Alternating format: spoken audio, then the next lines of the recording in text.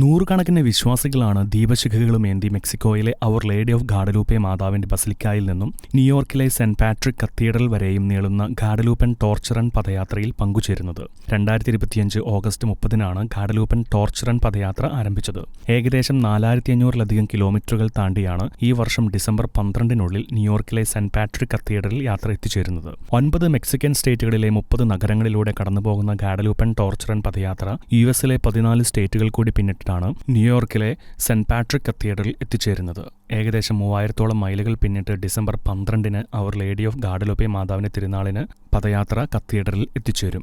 ഓരോ നഗരത്തിൽ നിന്നും തദ്ദേശവാസികളും പദയാത്രയിൽ അതിർത്തികൾ വരെ അനുഗമിക്കും. 2025 ഒക്ടോബർ 27-ന് പദയാത്ര യുഎസിലെ ടെക്സാസ് നഗരത്തിൽ എത്തിച്ചേർന്നിരുന്നു. പദയാത്ര 3 ദിവസം അവിടെ താമസിച്ചാണ് വീണ്ടും യാത്ര തുടർന്നത്. അതേസമയം പദയാത്ര തീർത്ഥാടനം നീങ്ങുന്ന വഴികളിലെ ഇടവകകളിൽ ദിവ്യബലി അർപ്പണവും പ്രാർത്ഥനകളും ആഘോഷങ്ങളും കലാപരിപാടികളും സംഘടിപ്പിക്കുന്നുണ്ട്.